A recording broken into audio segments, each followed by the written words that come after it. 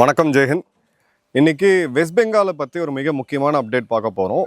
First இதில் இருக்கக்கூடிய politics, அதாவது யாராலையுமே அசைக்கவே முடியாத ஒரு ஸ்ட்ராங்காக பிஜேபிக்கு அகைன்ஸ்டாக பாலிடிக்ஸ் பண்ண ஒரு பர்சனாலிட்டி யார் அப்படின்னு பார்த்தீங்கன்னா, தேசிய அரசியலில் காங்கிரஸ் ரொம்ப இப்போ பின்னுக்கு போயிடுச்சு. இதில் முன்னின்று அந்த பாலிடிக்ஸை நடத்தியது மம்தா பானர்ஜி அவர்கள். இப்போ இந்த எலெக்ஷனில் அவங்க தோக்குறாங்க. 217 சீட்லேருந்து கம்மியாகி 80 சீட்டுக்கு வராங்க. இப்போ அவங்க கட்சியில் இருக்கக்கூடிய பாதி பேர் அவங்க ஃபோனை எடுக்கிறதில்ல அப்படின்ற அளவுக்கு செய்திகள் வருது. அதே மாதிரி அந்த ஒரு தோக்கிற கட்சியில் எப்பயுமே நடக்கக்கூடிய ப்ளேம் கேம் இப்போது மிகப்பெரிய லெவலில் வருது. ஸோ டிஎம்சி சைடு பேசணும் அப்படின்னா, அங்கே இருக்கக்கூடிய ஒரு மூத்த ஜேர்னலிஸ்ட் அவர்கிட்ட நான் பேசும் பொழுது அவர் 4 முக்கியமான விஷயங்களை வச்சார். இது என்ன அப்படின்னு பார்த்தீங்கன்னா, ஒரு பிரேக் ஃபோர்ஸாக உள்ளே வந்த ஒரு ரெபல் ஃபோர்ஸாக ஸ்ட்ராங்காக கிரவுண்டில் பாலிடிக்ஸ் பண்ணக்கூடிய ஒரு ஸ்ட்ராங் லீடர் யார் அப்படின்னு பார்த்தீங்கன்னா மம்தா பானர்ஜி. மண்டெல்லாம் அடிபட்டு கம்யூனிஸ்ட்டை எதிர்த்து நின்று அதுக்கப்புறம் அதோடைய தாக்கத்தை ஃபிசிக்கலாக அவங்க ஃபேஸ் பண்ணி பிறகு ஒரு மிகப்பெரிய வெற்றியை கொண்டு வராங்க 15 வருஷத்துக்கு முன்னாடி. பிறகு அடுத்த தேர்தலில் இன்னும் ஸ்ட்ராங்காக வராங்க. கம்யூனிஸ்ட் கிட்டத்தட்ட காணாமையே போயிருச்சாங்க. இப்போ நாட்டில் எங்கேயுமே கம்யூனிஸ்ட் இல்லை, எந்த மாநிலத்துலையுமே இல்லை அப்படின்றதையும் நம்ம பார்க்குறோம். அதன் பிறகு காங்கிரஸும் அங்கே காணாமல் போகுது. ஒரு வேக்கும் உருவாகும் பொழுது பிஜேபி உள்ளே வராங்க. போன எலெக்ஷனில் இந்த ரிசல்ட் அப்படியே தலைகீழாக இருந்துச்சு. 80 சீட்டு கிட்டத்தட்ட பிஜேபி இருந்துச்சு. இவங்க 217 சீட் கிட்ட வந்திருந்தாங்க. 60 to 80 சீட்டு தான் பிஜேபி கிடச்சிது. இப்போ இந்த எலெக்ஷனில் தலைகீழாக ரிவர்ஸ் ஆகிருக்கு. நீங்கள் இந்தியாவுடைய வரலாறை எடுத்தீங்க அப்படின்னா ஒரு விஷயம் நல்லா ஒத்து பார்த்தீங்கன்னா தெரியும். அது என்னன்னா, எந்த ஒரு பொலிட்டிக்கல் ஐடியாலஜியாக இருந்தாலும் சரி, சுபாஷ் சந்திர போஸ் அவர்களாக இருக்கட்டும், பங்கிங் சாட்டர்ஜி அவர்களாக இருக்கட்டும், பெரிய பெரிய தலைவர்கள், பெரிய பெரிய சித்தாந்தங்கள் உருவானது எங்கே அப்படின்னு பார்த்தீங்கன்னா வெஸ்ட் பெங்காலில் தான். அந்த இடத்துல இருந்து தான் அந்த பாலிட்டிக்ஸ் அடுத்தடுத்தது ஒரு சித்தாந்தமாக இருந்தாலும் சரி, ஒரு சோஷியலிசமாக இருந்தாலும் சரி, இல்லை தேசியவாதம்னு சொல்லக்கூடிய நேஷனலிசமாக இருந்தாலும் அதை உருவாக்கின மாநிலம் பார்த்தீங்கன்னா வெஸ்ட் பெங்கால் தான். அதன் பிறகு அது இந்தியா முழுக்க பரவிச்சு. பல மாநிலங்கள் தாண்டி பல நாடுகளுக்கும் அதை பரவிச்சு. இப்போ இந்த இடத்துல பிஜேபியோட ஐடலாக இருக்கக்கூடிய ஷாம் பிரசாத் முகர்ஜி அவர் வெஸ்ட் பெங்காலை சேர்ந்தவர். ஸோ இந்த பார்ட்டியோடைய ஐடியாலஜியுமே அங்கேருந்து தான் வந்துடுது. அடுத்தது நீங்கள் நேதாஜி அவர்கள் எடுக்கும் அந்த பேருக்கு இன்ட்ரடக்ஷனே தேவை கிடையாது. அவர் எதை முன்னெடுத்தார், எப்படி போனாருன்றதை நம்ம சுதந்திர போராட்ட வரலாற்றுலேயே நம்ம பார்த்தோம். வந்தே பாரதம் இயற்றினதாக இருக்கட்டும், இதுவாக இருக்கட்டும், ஒரு நேஷ்னல் பாலிட்டிக்ஸுக்கு ஒரு பேஸாக இருக்கக்கூடிய ஒரு மாநிலம் எது அப்படின்னு பார்த்தீங்கன்னா வெஸ்ட் பெங்கால் தான். ஸோ இந்த முறை நடந்த இந்த டிஃபீட் அப்படின்றது இது 15 வருஷம் அந்த மக்களுடைய சலிப்புன்னு சொல்லுவாங்க, ஆன்டி இன்கம்பன்சின்னு சொல்லுவாங்க, அது கிடையாது. இப்போ தமிழ்நாட்டு தேர்தல் எடுத்தீங்க அப்படின்னா ஒரு ஆன்டி இன்கம்பன்சி ஸ்ட்ராங்காக இருக்குது. ஒரு புது யங் டைனமிக் ஃபேஸு, அதுவும் திரைப்படத்துறையிலேருந்து ஒரு புது ஃபேஸ் வராங்க. இங்கே ஒரு ஆட்சி மாற்றம் நடக்குது. ஆனால் இது வேறு, வெஸ்ட் பெங்கால் வேறு. வெஸ்ட் பெங்கால் ஒரு எல்லை மாநிலம், தெளிவாக ஐடென்டிஃபை பண்ணிக்கோங்க. பங்களாதேஷில் என்ன நடக்குதோ அதோடைய தாக்கம் நேரடியாக வெஸ்ட் பெங்காலில் இருந்து இருக்கும், இப்போவும் இருந்துக்கிட்டு இருக்கு. இதுக்கு முன்னாடி கிழக்கு பாகிஸ்தான் நடந்தபோது அங்கே இருந்த தாக்கமும் பார்த்தீங்கன்னா வெஸ்ட் பெங்காலில் இருந்துச்சு. ஸோ நேஷனல் பாலிட்டிக்ஸ் ஷேப் அப் பண்ணுறதுல வெஸ்ட் பெங்காலுக்கு ஒரு மிகப்பெரிய ரோல் அப்படின்றது இருக்குது. இப்போ அங்கே நடந்து இருக்கிறது ஜஸ்ட் ஆட்சி மாற்றம் மட்டும் கிடையாது அப்படின்றது தான் இங்கே இருக்கக்கூடிய ஒரு மிக முக்கியமான ஹிடன் மெசேஜ். இதற்கான காரணங்கள் என்ன அப்படின்றத பார்ப்போம். ராம் ஜெத்மலானி ஒரு மிக முக்கியமான மூத்த வழக்கறிஞர், இந்தியாவுடைய ஒரு மிக முக்கியமான லீகல் ஃபேஸு. அவருடைய மகன் நேற்று எக்ஸ்தலத்தில் ஒரு பதிவு போட்டிருந்தார். ஒரு சின்ன ஷார்ட் ஆர்டிக்கல் எழுதியிருந்தார்.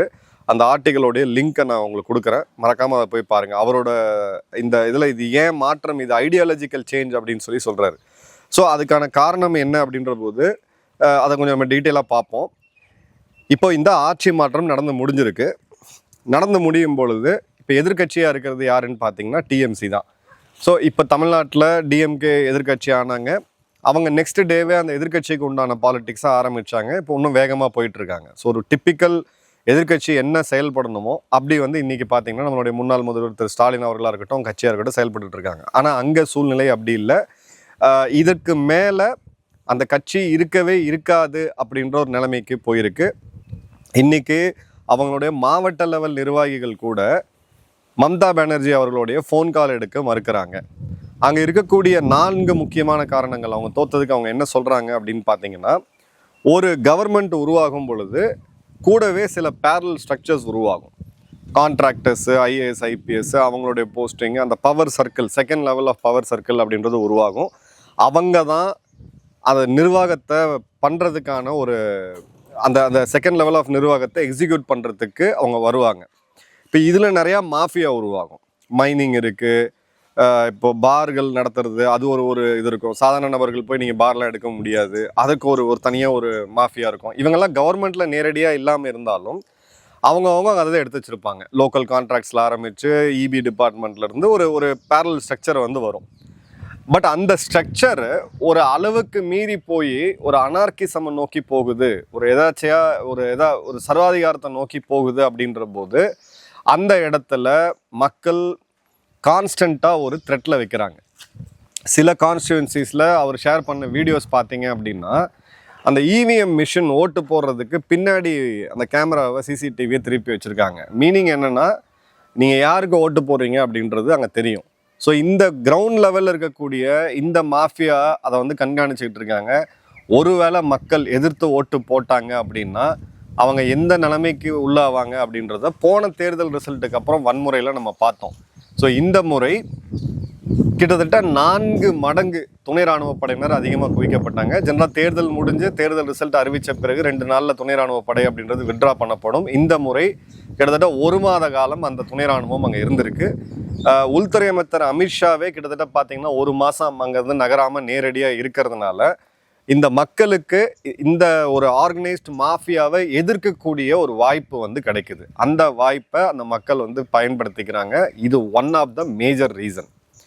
ரெண்டாவது, இன்னைக்கு 2014 நம்ம பொலிட்டிக்கல் கன்சல்டன்சி பிஸ்னஸை பார்த்தோம். ஐபேக் அப்படின்ற நிறுவனம், திரு பிரசாந்த் கிஷோர் ரொம்ப ஃபேமஸ்ஸு. அந்த நிறுவனம் முதல் முறையாக ஒரு தனியார் நிறுவனம் கன்சல்டிங் ஸ்ட்ராட்டஜி கன்சல்டிங் எக்ஸிக்யூஷன் இதுக்காக அரசியலில் உள்ளே வராங்க. ஆக்சுவலாக பார்த்தீங்கன்னா 1980 நினைக்கிறேன், திரு ராஜீவ்காந்தி அவர்கள் பிரதமராக இருக்கும்போது அவர் தான் முதல் முறையாக அதை கொண்டு வந்தார். கன்சல்டிங் அப்படின்றத விட கம்ப்யூட்டர்ஸ் அந்த காலத்தில் எந்த கட்சியுமே பார்க்காத போது அன்னைக்கு அந்த காலகட்டங்களில் கம்ப்யூட்டரை உருவாக்கி டேட்டா ட்ரிவனாக ஒரு எலெக்ஷன் அப்ரோச் பண்ணணுன்ற முறையை அவர் எடுத்தார். அதன் பிறகு அது பெரிய ஒரு இதுவாக வரல. இன்னைக்கு தேதிக்கு பார்த்தீங்க அப்படின்னா எல்லா நிறுவனங்கள், எல்லா கட்சிகளுக்குமே, அரசியல் கட்சிகளுக்குமே ஒரு பொலிட்டிக்கல் கன்சல்டன்சின்ற ஒரு நிறுவனம் இருக்குது. இப்போ இவங்களுடைய வேலை என்ன? இப்போ இதே பிரசாந்த் கிஷோர் அவர்களுடைய நிறுவனம் 2021 தேர்தலில் இவங்களுக்கு டிஎம்கேக்கு அவங்க வேலை பார்த்தாங்க. இப்போ வேலை பார்க்கும்போது எனக்கு தெரிஞ்ச ஒரு 50 பேர் என்னமோ ஒர்க் பண்ணிகிட்டு இருந்தாங்க. ஸ்ட்ராட்டஜி மட்டும் அவங்களுக்கு என்ன பண்ணணும்னு சொல்கிறது அவங்க வேலை. எக்ஸிக்யூட் பண்ணுறது அப்படின்னு பார்த்தீங்கன்னா டிஎம்கேவோட அவங்களுடைய பெண் அமைப்பு போன்ற நிறுவனங்கள் அவங்க போய் கிரவுண்ட் லெவல் எக்ஸிக்யூட் பண்ணாங்க. இதே நிறுவனம் தான் இன்றைக்கி வெஸ்ட் பெங்காலுக்கு இவங்களுக்கு ஒர்க் பண்ணாங்க. திரிணாமுல் காங்கிரஸுக்கு கடந்த ஒரு 10 வருடமாக ஒர்க் பண்ணிகிட்டு இருக்காங்க. ஆனால் இந்த இடத்துல இவங்களுடைய ஸ்ட்ரென்த் அப்படின்றது கிட்டத்தட்ட 300 பேருக்கும் அதிகம். ஸோ ஒரு கேம்பெயினை ரிசைன் பண்ணுறது, அதை மக்கள்கிட்ட ஆன்லைன் மற்றும் ஆஃப்லைன் கொண்டு போகிறது, அதற்கு கேட்சியாக ஒரு ஃப்ரேஸ் கொடுக்கறது, வேட்பாளர் தேர்வில் ஆரம்பித்து எல்லாத்துலேயுமே இவங்க இன்வால்வ் ஆனாங்க.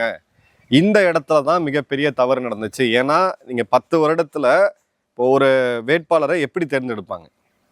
அந்த இருக்கக்கூடிய ஒரு மாவட்ட செயலாளர் அவர் 2-3 பேரை ரெக்கமெண்ட் பண்ணுவார். இந்த மாநிலத்தோடைய இன்டெலிஜென்ஸ் சர்வீசஸ் அவங்க அதுக்கு உண்டான பேக்ரவுண்ட் வெரிஃபை பண்ணி யார் வெற்றி பெறதுக்கான வாய்ப்புகள் இருக்குது அப்படின்னு சொல்லுவாங்க. பிறகு ரிலீஜன், கம்யூனிட்டி, எந்த ஜாதியை சேர்ந்தவங்க, இந்த ஃபேக்டர் எல்லாம் உள்ளே கடைசியாக ஒரு வேட்பாளரை முடிவு பண்ணுவாங்க. ஆனால் இங்கே ஐபேக் நிறுவனம் மொத்தத்தையுமே அந்த வேட்பாளர் லிஸ்ட்டை ஃபைனலைஸ் பண்ணது ஐபேக் நிறுவனம் தான். இவங்க வேட்பாளர்கள்கிட்டயே காசு வாங்கிக்கிட்டு இவங்க ஒரு பேரல் ஸ்ட்ரக்சரை ரன் பண்ணாங்க. இது 2வது மிக முக்கியமான பாயிண்ட்டு. 3வது, தேர்தலுக்கு பிறகு ஜென்ரலாக பார்த்தீங்கன்னா அந்தந்த கட்சி ஆட்சிக்கு வந்த பிறகு அவங்க அரசாங்கத்தை நடத்துவாங்க. ஆனால் ஐபேக் நிறுவனம் இந்த கன்சல்டன்சியை இன்னும் கொஞ்சம் எக்ஸ்டெண்ட் பண்ணுறாங்க. அந்த எக்ஸ்டெண்ட் பண்ணும்போது என்ன ஆகுது அப்படின்னு பார்த்தீங்கன்னா, கவர்னன்ஸ் ப்ராஜெக்ட்ஸு, இப்போது பெண்களுக்கு உரிமை தொகை அப்படின்னு கொடுக்கக்கூடிய திட்டமாக இருக்கட்டும், இது கிரவுண்ட் லெவலில் எப்படி போகுது, வேலை செய்தா இல்லையா அப்படின்னு சொல்லி இதை கண்காணிக்கிறதுக்கு இதை டேட்டா ட்ரிவனாக அங்கே இருக்கக்கூடிய முதலமைச்சர் கொண்டு போகிற வேலையும் அவங்க செஞ்சுருக்காங்க. அப்போ என்ன ஆகுது அப்படின்னு பார்த்தீங்கன்னா, ஒன்று கவர்மெண்ட்டோடைய அட்மினிஸ்ட்ரேட்டிவ் ஸ்ட்ரக்சர், அந்த துறை ரீதியான அமைச்சர், துறையில் இருக்கக்கூடிய செக்ரட்டரி, அவருக்கு கீழே இருக்கக்கூடிய மாநில அட்மினிஸ்ட்ரேஷனில் பார்த்தீங்கன்னா கலெக்டர் இருப்பார், தாசில்தார் இருப்பார். இவங்க தான் இந்த ப்ரோக்ராம்ஸ் எல்லாம் இம்ப்ளிமெண்ட் பண்ணுவாங்க. ஆனால் இங்கே அதை பண்ணது ஐபேக் நிறுவனம். ஸோ இங்கேயுமே கம்ப்ளீட்டாக ஒரு நிறுவனத்தை நம்பி ஒரு சென்ட்ரலைஸ்டான ஒரு அப்ரோச்சில் போனது ஒரு மிக முக்கியமான காரணம்ட்டு. 4வது, வாரிசு அரசியல். அவர்களுடைய நெஃப்யூ வளர்ப்பு மகன் சொல்லுவாங்க அபிஷேக் பானர்ஜி அவர்கள். அவருமே பார்த்தீங்க அப்படின்னா ஒரு மம்தா பானர்ஜி அவர்களுடைய பொலிட்டிக்கல் ஜேர்னி அப்படின்றது இன்றைக்கும் பெண்கள் நிறையா பேருக்கு பொலிட்டீஷியனாக வரணும் அப்படின்னு சொல்லி எங்கிட்ட பேசக்கூடியவங்களுக்கு நான் சொல்லக்கூடியது, நீங்கள் அவங்க வரலாற்றை படிங்க அப்படின்பேன் நான். ஏன்னா அங்கே தான் தெரியும் பாலிடிக்ஸில் பெண்கள் வர்றது ரொம்ப ஈஸியாக எல்லாரும் நினச்சிக்கிட்டு இருக்காங்க. சாதாரண விஷயம் கிடையாது. ரொம்பவுமே ஒரு டஃப்பான கண்டஸ்டடான ஸ்பேஸ் இது, ஒரு மேல் டாமினன்ட் ஸ்பேஸ். இங்கே வரணும் அப்படின்ற போது அவங்க வரலாறு தெரிஞ்சுது அப்படின்னா உங்களுடைய பொலிட்டிக்கல் ஜேர்னியை நீங்கள் கால்குலேட் பண்ண முடியும். ஆனால் அபிஷேக் பானர்ஜிக்கு நேரடியாக பவர் அப்படின்றது வருது. அவர் அந்த மாதிரி கஷ்டப்பட்டு அந்த பேக்ரவுண்டில் வரக்கூடியவர் கிடையாது. ஸோ அங்கே இன்னொரு பேரலல் பவர் சென்டர் உருவானது. அதே மாதிரி அடுத்தது இவர் தான் அப்படின்ற போது ஸோ ஓகே, இப்போ இருக்கக்கூடிய ஒரு இளைஞர் இல்லை ஒரு பெண், ஒரு 30 வயசில் இருக்கவங்க, அந்த பார்ட்டியில் இருக்கவங்க எல்லாமே அபிஷேக் பானர்ஜியோடைய அந்த டீமில் போகிறாங்க அப்படின்ற போது அங்கே ஒரு புது பவர் சென்டர் உருவாகுச்சு. அதுவும் இதுக்கு ஒரு முக்கியமான காரணம். அவங்களுடைய அந்த கட்சி ஆரம்பிக்கும் போது காங்கிரஸ்லேருந்து பிரேக் ஆகி தான் டிஎம்சி வருது, திரிணாமுல் காங்கிரஸ் வருது. அப்போ காங்கிரஸ்லேருந்து இவருக்காக கட்சியில் வெளியில் வந்த அந்த மூத்த தலைவர்கள் அவங்களுடைய கிரவுண்ட் பாலிட்டிக்ஸ் இங்கே எதுவுமே கவுண்ட் ஆகலை அப்படின்றதுக்கு முக்கியமான காரணம் என்னென்னா, ஒரு டேட்டாவை நம்ம அனலைஸ் பண்ணி பார்க்கும்போது 9 சிட்டிங் மினிஸ்டர்ஸு, அந்த சிட்டிங் மினிஸ்டர்ஸோடைய சொந்த தொகுதி, அவங்க சொந்த வீடு இருக்க இடத்துல இருக்கக்கூடிய பூத்தில் அவங்க நம்பர் 2 வந்திருக்காங்க. ஸோ எந்த அளவுக்கு மக்கள் கோபப்பட்டு ஒரு மிகப்பெரிய மாற்றத்தை கொடுத்துருக்குறாங்க அப்படின்றத பார்க்குறோம். இப்போது பிஜேபியோடைய சக்ஸஸ் ஸ்டோரி என்ன அப்படின்னு பார்த்தீங்கன்னா, 2021 பிஜேபி பார்த்தீங்கன்னா டபுள் சர்க்கார் இன்ஜின், அப்புறம் பார்த்தீங்கன்னா அங்கே இருக்கக்கூடிய போலரைசேஷன், எல்லையிலேருந்து உள்ள ஊடுருவக்கூடிய பங்களாதேஷிகள், இந்த மாதிரி நேஷ்னல் இஷ்யூஸை அவங்க பெரிய லெவலில் எடுத்துகிட்டு போனாங்க. இந்த முறை இதை பூத் லெவலில் எடுத்துகிட்டு போயிருக்காங்க. ஸோ பிஜேபியோட பூத் ஏஜென்ட்ஸ் கிட்டத்தட்ட 70,000 பேர், 65,000 பேர் இருந்தவங்க இப்போ 94,000 பேர் இருக்கிறாங்க அப்படின்றத பார்க்குறோம். ஆல்மோஸ்ட் ஒரு 55,000 பூத்தை இன்னும் எக்ஸ்ட்ராவாக கவர் பண்ணியிருக்கிறாங்க. அதே மாதிரி vote distribution 46% BJP, 41% TMC. Just 5% அப்படின்னு பார்த்தா கூட டிஎம்சியோட ஓட்டு எல்லாமே ஒரு சைட்லேருந்து வந்திருக்கு. இவங்க ஓட்டு பார்த்தீங்கன்னா வெஸ்ட் பெங்கால் முழுக்க வந்திருக்கு அப்படின்றத பார்க்குறோம். அதே மாதிரி கொல்கட்டாவுடைய அர்பன் ஸ்ட்ராங் இருக்கிறதுலே டிஎம்சியோட ஸ்ட்ராங் ஹோல்டு என்னன்னு பார்த்தீங்கன்னா கொல்கட்டாவுடைய சிட்டி. இப்போ அது கம்ப்ளீட்டாக பிரேக் டவுன் ஆயிருக்கு. இது மொத்தமும் பார்த்தீங்கன்னா இங்கே பிஜேபி பக்கம் வந்திருக்கு அப்படின்றத பார்க்குறோம். இது எல்லாத்தையும் தாண்டி பிரதமர் மற்றும் உள்துறை அமைச்சருடைய பிரசன்ஸ் அங்கே. ஸோ இது நேரடியாக ஒரு பூஸ்ட்டை கொடுக்குது. ஏன்னா நான் என்னுடைய நண்பர்கள்ட்ட பேசும்போது போன முறை மாதிரி எலெக்ஷன் வன்முறை நடந்தது அப்படின்ற அந்த இன்செக்யூரிட்டி இருந்துச்சுன்னா நான் எதிர்பார்த்தது கண்டிப்பாக பிஜேபி தோக்கும் அப்படின்ட்டு தான் எதிர்பார்த்தேன். ஆனால் அந்த இன்செக்யூரிட்டியை இவங்க சரி பண்ணியிருக்கிறாங்க அப்படின்றத பார்க்க முடியுது. ஸோ இந்த இடத்துல இவருடைய ஜூனியர் ஜெத்மலானி அவர்களுடைய அந்த பதிவை நம்ம எடுத்தோம் அப்படின்னா, இது ஜஸ்ட் ஒரு எலெக்ஷன் தோல்வி கிடையாது, இது ஒரு ஐடியாலஜிக்கல் வேக்கப் அப்படின்னு சொல்லியிருக்காரு. இப்போ ஜென்ரலாக செக்குலர் பார்ட்டிஸ், மதசார்பின்மை அப்படின்னு சொல்லும் பொழுது அங்கே அவங்க முன்வைக்கு வைக்கிறது என்ன அப்படின்னு பார்த்தீங்க அப்படின்னா, பிஜேபி ஒரு கம்யூனல் பாலிட்டிக்ஸு, பிஜேபி ஆர்எஸ்எஸ் வந்துடும், இந்த மாதிரியான பாலிட்டிக்ஸு, ஒரு ஃபியர் அப்படின்றது இருக்கும். இப்போ இந்திய அலையன்ஸே எடுத்தீங்க அப்படின்னா வெஸ்ட் பெங்காலில் கம்யூனிஸ்ட்டும் காங்கிரஸும் பார்ட்னர்ஸு, கேரளாவில் இவங்க 2 பேரும் ஃபியர்ஸ் அப்போசிஷன், தமிழ்நாட்டில் இவங்க 2 பேரும் பார்ட்னர்ஸு. அப்படியே மாநிலம் தாண்டி நம்ம கேரளாவுக்கு போனோம்னா டோட்டலாக டைனமிக்ஸ் வேறு. ஸோ இது முன்னுக்கு பின் முரணாக இருக்குது அப்படின்ற போது இந்த யுனைட்டிங் ஃபேக்டர் என்ன அப்படின்னு பார்த்தீங்கன்னா, ஃபஸ்ட்டு பிஜேபி எதிர்ப்பு, 2வது பார்த்தீங்கன்னா ஆர்எஸ்எஸ் எதிர்ப்பு, 3வது இவங்க கம்யூனல் பாலிட்டிக்ஸுக்கு நாங்கள் எதிராக இருக்கிறோம் அப்படின்னு இத்தனை வருட காலம் பல தேர்தல்களில் பார்த்தோம். இதில் 2 மாநிலங்கள் கம்ப்ளீட்டாக இதை உடைச்சிருக்கு. ஃபஸ்ட்டு வெஸ்ட் பெங்கால், இந்த பாலிட்டிக்ஸ் அங்கே செல்லலை. இது கம்ப்ளீட்டாக ஒரு கன்சாலிடேஷனை இந்துக்கள் தரப்பில் கொடுத்துருக்கிறத நம்ம தெளிவாகவே பார்க்க முடியுது. அதே மாதிரி தமிழ்நாட்டிலையும் பார்த்தீங்க அப்படின்னா இதே மாதிரியான ஒரு பாலிட்டிக்ஸ் தான், ஃபியர் பாலிட்டிக்ஸ்னு சொல்லுவோம். ஒரு விஷயத்தை நான் காமிச்சு என்னுடைய மக்களை நான் பயமுறுத்தி அதன் பிறகு அதை ஒரு ஓட் பேங்காக மாற்றி பிறகு நான் அதில் வெற்றி பெறுறது. இன்னொன்று பாசிட்டிவாக போகிறது, நான் இதை செய்வேன், உங்களுக்கு டெவலப்மெண்ட்டை கொடுப்பேன், இல்லை நான் எல்லாருக்குமானவன், எல்லா மதமும் எனக்கு சம்மதம் அப்படின்னு இந்த ட்ராக்ல போகிறது. இப்போ இந்த இந்திய அலையன்ஸில் இருக்கக்கூடிய மேஜர் பார்ட்னர்ஸ் இன்றைக்கெல்லாம் பார்த்தீங்கன்னா எல்லாருமே காணாமல் போயிட்டாங்க. ஃபஸ்ட்டு நீங்கள் எடுங்க, இன்றைக்கி இருக்கக்கூடிய மேஜர் ஆள் யார் அப்படின்னு பார்த்தீங்கன்னா மம்தா பானர்ஜி அவர்கள். அவங்களுடைய ஸ்ட்ராட்டஜி படி இந்த தேர்தலில் வெற்றி பெற்ற பிறகு அபிஷேக் பானர்ஜி அவர்கள் முதலமைச்சர் ஆகணும், மம்தா பானர்ஜி அவர்கள் வந்து பிரைம் மினிஸ்டர் ஃபேஸாக நாளைக்கு இந்தியா அலையன்ஸில் வரணும், கன்வீனராக வந்து பிறகு பிரைம் மினிஸ்டர் ஃபேஸாக வரணும் அப்படின்னு. ஏன்னா மம்தா பானர்ஜி அவர்களுக்கு அந்த இன்ட்ரடக்ஷன் தேவையில்லை. அட்லீஸ்ட் வடக்கில் இருக்கக்கூடிய மாநிலங்களில் கண்டிப்பாக அவங்க இன்ட்ரடக்ஷன் தேவையில்லை. ஒரு பேன் இண்டியா ஃபேஸாக 2.5 வருஷத்தில் உருவெடுக்கக்கூடிய ஒரு கேப்பபிலிட்டி அவங்களுக்கு இருக்குது. ப்ளஸ் அவங்க ஒரு பெண். இது எங்கே டிஸ்ட்ராய் ஆகுது அப்படின்னு பார்த்தீங்கன்னா, இந்த ஃபியர் பாலிட்டிக்ஸை அளவுக்கு அதிகமாக அவங்க வந்து எடுத்துகிட்டு போனாங்க. அளவுக்கு அதிகமாக எடுத்துகிட்டு போகும்போது அந்த மாநிலத்தில் இருக்கக்கூடிய துர்கா பூஜாவாக இருக்கட்டும், இதுவாக இருக்கட்டும், இது எல்லாமே அவங்க வந்து இந்த ஓட் பேங்க் பாலிட்டிக்ஸில் வந்து அது எல்லாத்தையுமே எதிர்க்க ஆரம்பித்தாங்க. இன்ஃபேக்ட் மம்தா பானர்ஜி அவர்களுடைய அந்த கம்யூனிஸ்ட் எதிர்ப்பில் அவங்க ரொம்ப ரொம்ப ப்ரைமாக ஒரு எலக்டோரல் இஷ்யூவாக வச்சது, தேர்தல் ஒரு பிரச்சனையாக வச்சது எதுன்னு பார்த்தீங்கன்னா, மக்கள்கிட்ட வெளியிலேருந்து ஊடுருவனவங்களை நான் வெளியேற்றுவேன். நீங்கள் அவங்களுடைய 15 வருடம் முன்னாடி பிரச்சாரத்தெல்லாம் பார்த்தீங்கன்னா அனல் தெரிக்க பேசியிருப்பாங்க. வெஸ்ட் பெங்காலில் ஊடுருவல்காரர்கள் அதிகமாக இருக்காங்க. கம்யூனிஸ்ட் வந்து எல்லை தாண்டி இருக்கக்கூடிய பங்களாதேஷிகளை லட்சக்கணக்கான பேரை உள்ளே கொண்டு வந்துட்டாங்க. இது நம்ம மாநிலத்தை பாதிக்குது, நம்ம தேச பாதுகாப்பை பாதிக்குது, நான் வந்தால் இவங்களை வெளியேற்றுவேன் அப்படின்ட்டு தான். இன்றைக்கி அதே பாயிண்ட்டை வச்சு பிஜேபி அவங்கள தோக்கடிக்கிறாங்க அப்படின்ற போது அந்த இஷ்யூ ஒரு மக்கள் பிரச்சனையாக தான் இருக்குது. அதை யார் செய்வாங்க அப்படின்ற அந்த டைம் ஒரு 15 வருடம் அவங்களுக்கு கொடுத்த பிறகு இன்றைக்கும் அவங்க செய்யலை, அது இன்னும் அதிகரிச்சிருக்கு அப்படின்ற போது அவங்க அங்கேருந்து அகற்றப்படுறாங்க. ரெண்டாவது, இந்த ஃபியர் பாலிட்டிக்ஸ் அப்படின்றது ஒரு இடத்துல கிளியர் கட்டாக பிரேக் ஆகுது. இப்போது இதே பாலிட்டிக்ஸ் தமிழ்நாட்டில் பண்ணாங்க. இப்போ தமிழ்நாட்டில் பண்ணும் பொழுது நீங்கள் போன தேர்தல் ஜஸ்ட் ஒரு 6 மாதம் 5 மாதம் முன்னாடி ரீவைண்ட் பண்ணிட்டு அந்த தம்ப்நெயில்ஸ் போய் பார்த்தீங்க யூடியூப் சேனல்ஸில் அப்படின்னு பார்த்தீங்கன்னா, இது மத்திய அரசுக்கும் மாநில அரசுக்கும் வடக்குக்கும் தெற்கும் உள்ளானது ஒரு ஃபியர் ஃபேக்டர். இது வந்து கம்யூனலிசம் சொல்லக்கூடிய மதவாதத்துக்கும் மத எதிர்ப்பு சக்தியாக நாங்கள் இருக்கிறோம். ரெண்டாவது, இது வந்து பார்த்தீங்கன்னா ஆரியர்களுக்கும் திராவிடர்களுக்கும். மூணாவது, இதே மாதிரி ஆர்எஸ்எஸ் வந்துடும், பிஜேபி வந்துடும். பிஜேபியோடைய ஆக்சுவல் பர்சன்டேஜ் என்னன்னு பார்த்தீங்கன்னா தமிழ்நாட்டில் 3% கூட கிடையாது. நீங்கள் இல்லாத ஒரு எதிரியை வச்சு நீங்கள் அதை வந்து ஒரு ப்ரைம் போல் பொசிஷனாக வச்சு நீங்கள் பாலிடிக்ஸ் பண்ணீங்க அப்படின்னா இன்னைக்கு சோஷியல் மீடியா இருக்கிற டைமில் இது ஒர்க் ஆகாது. 2 மாநிலமுமே இதை வந்து பியாண்ட் டவுட் காமிச்சிருக்கு, பியாண்ட் டவுட். அதே மாதிரி நீங்கள் ஒரு தேர்தலில் வச்ச பிரச்சனையை மீண்டும் மீண்டும் அடுத்த தேர்தலில் வச்சிங்க அப்படின்னா லா ஆஃப் டிமினிஷிங் ரிட்டர்ன்ஸ்னு நம்ம சொல்லுவோம். ஒரே பிரச்சனையில் உங்களுக்கு ஒரு மைலேஜ் கிடைக்குது அப்படின்னா அடுத்தடுத்த தேர்தலில் அது கம்மி ஆகும்.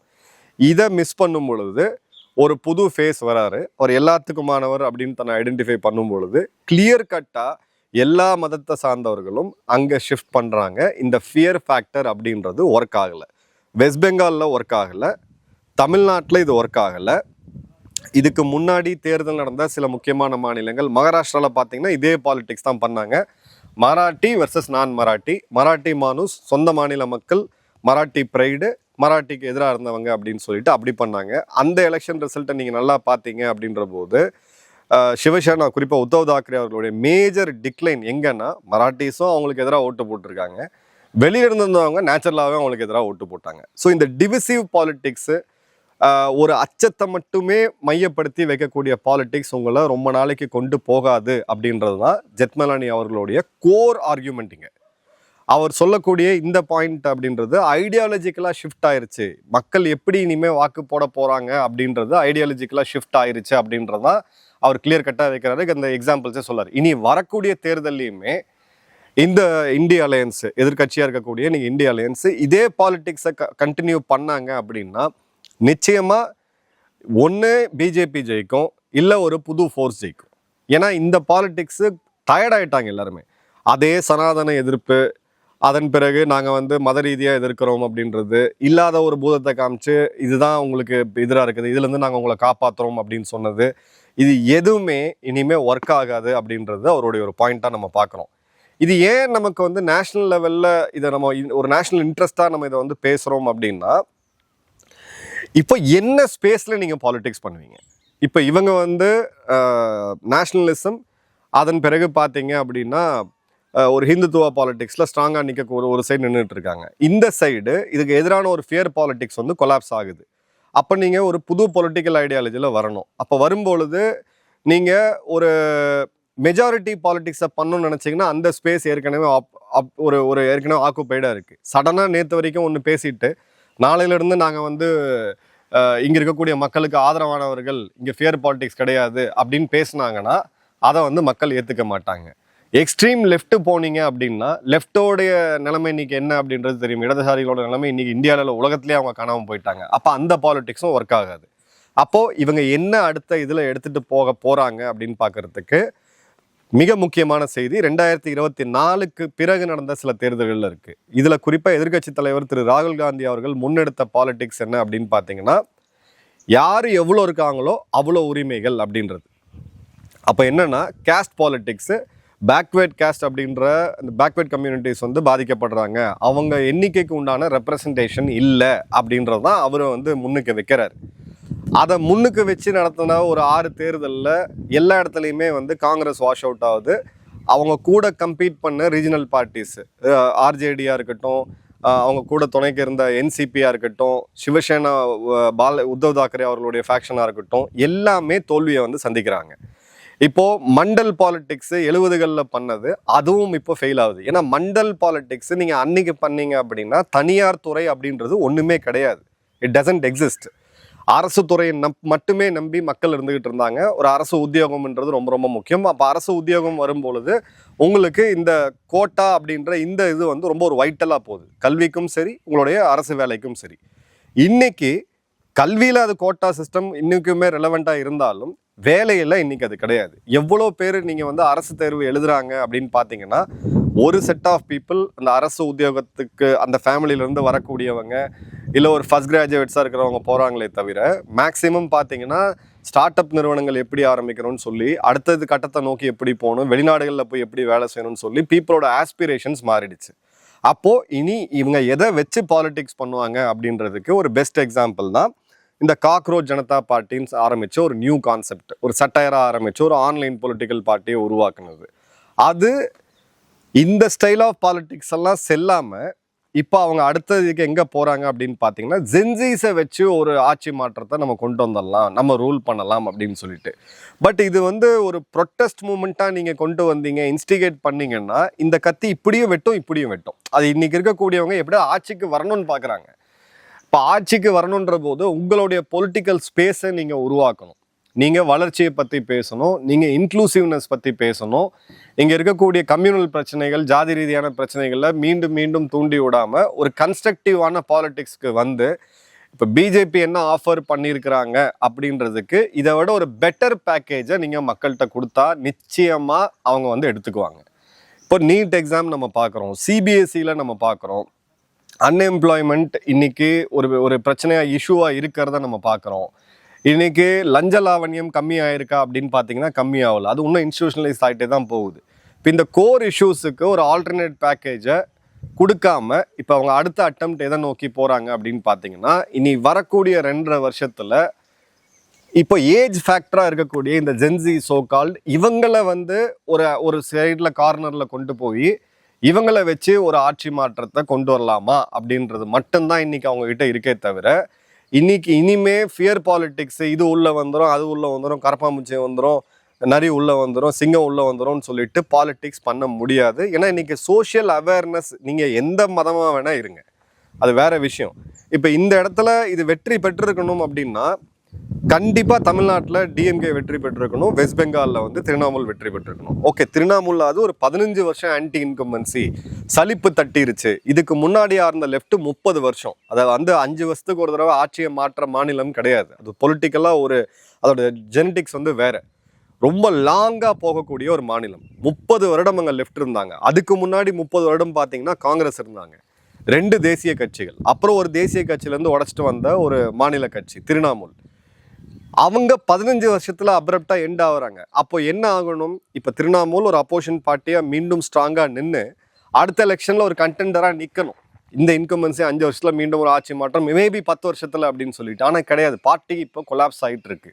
அந்த பார்ட்டி காணாம போயிடும் அப்படின்றது தான் இப்போ அங்கே இருக்கக்கூடிய ப்ரெடிக்ஷன். அது அவங்க சொன்ன மாதிரியே, என்னுடைய ஒரு நண்பர் பத்திரிகையாளர் அவர் சொன்ன மாதிரியே, இப்போ இருக்கக்கூடிய பை எலெக்ஷன்ல பார்த்தீங்க அப்படின்னா ஃபால்டா கான்ஸ்டியூன்சியில் பிஜேபி 76% வரைக்கும் ஓட் ஷேர் போகிறாங்க. அது பெரிய விஷயம் கிடையாது. ஆளுங்கட்சியாக இருக்கவங்க அந்த தேர்தலில் இம்மீடியட்டாக அவங்க தேர்தல் நடக்கும்போது அவங்களுக்கு அட்வான்டேஜ் இருக்கும். ஆனால் எதிர்த்து அதிகமாக ஓட்டு வாங்கினது யாருன்னு பார்த்தீங்கன்னா கம்யூனிஸ்ட். நேற்று வரைக்கும் ஒன்றுமே இல்லை அப்படின்ற போது இந்த ஆல்டர்னேட் ஸ்பேஸ் அப்படின்றது வேக்கண்ட்டாக தான் இருக்குது. ஆனால் நேஷனல் பாலிடிக்ஸ் இனி அடுத்த ஒரு 3 வருடங்களுக்கு 3 to 7 வருடங்களுக்கு எப்படி போகும் அப்படின்றதுக்கான ஒரு எக்ஸாம்பிள். ஸோ இந்த எக்ஸாம்பிளை பேஸ் பண்ணி தான் நீங்கள் சமூக ஊடகங்களில் பார்க்கக்கூடிய ரீல்ஸு, ஃபேஸ்புக் போஸ்ட்டு, நியூஸு, அரசியல்வாதிகளோட ஸ்டண்ட்ஸு, இது எல்லாமே இதை மையப்படுத்தி தான் இருக்க போகுது. ஸோ ஜென்ஸீஸ் பொலிட்டிக்கலாக அவேராக இருக்கணும். எங்கள் இளைஞர்கள் வந்து நிச்சயமாக அரசியல் சாக்கடை அப்படின்னு சொல்லிட்டு நம்ம அரசியலில் நேரடியாக பங்கு பெறுறோமோ இல்லையோ அதெல்லாம் வேற விஷயம். ஆனால் அரசியல் தான் நம்ம என்ன சாப்பிட்றோம், நம்ம எவ்வளோ வரி கட்டுறோம், நம்மளுடைய அன்றாட வாழ்க்கை என்னன்னு டிசைட் பண்ணக்கூடிய பவர் பாலிடிக்ஸ்க்கு மட்டும்தான் இருக்குது. ஸோ இந்த அவேர்னஸ் கண்டிப்பாக இருக்கணும். ஜெத்மலானி அவர்கள் சொன்ன மாதிரி, மகேஷ் ஜெத்மலானி அவர்கள் சொன்ன மாதிரி, இது ஒரு மேஜர் சேஞ்சை நோக்கி போயிருக்கு. வெஸ்ட் பெங்காலில் எது துவங்குதோ, அந்த மாற்றம் துவங்குதோ, அது இந்தியா முழுக்க வரும். இந்த சேஞ்சு இனி வரக்கூடிய காலங்களில் வருமா அப்படின்றத இன்னொரு ரிவ்யூவில் பார்ப்போம். பட் நானும் இதை வந்து ஓரளவுக்கு ஸ்ட்ராங்காக ஆமோதிக்கிறேன். அந்த மாநிலத்தில் நடந்த அந்த ஸ்விங் வந்து இனி பொலிட்டிக்கல் பார்ட்டிஸை திங்க் பண்ண வைக்கும். கன்ஸ்ட்ரக்டிவ் பாலிட்டிக்ஸை நோக்கி கிட்டத்தட்ட 80 வருடம் கழித்து, சுதந்திரம் வாங்கி 79 வருடம் கழித்து நம்ம போகக்கூடிய ஒரு நல்ல சூழ்நிலை அப்படின்றது வந்திருக்கு. கடைசியாக இவங்க ஜென்ஸி கார்டை இவங்க ப்ளே பண்ணுறாங்க. அது எப்படி ரிசல்ட் கொடுக்குதா இல்லையான்றது 2029 பார்ப்போம். நன்றி, வணக்கம், ஜெய்ஹிந்த்.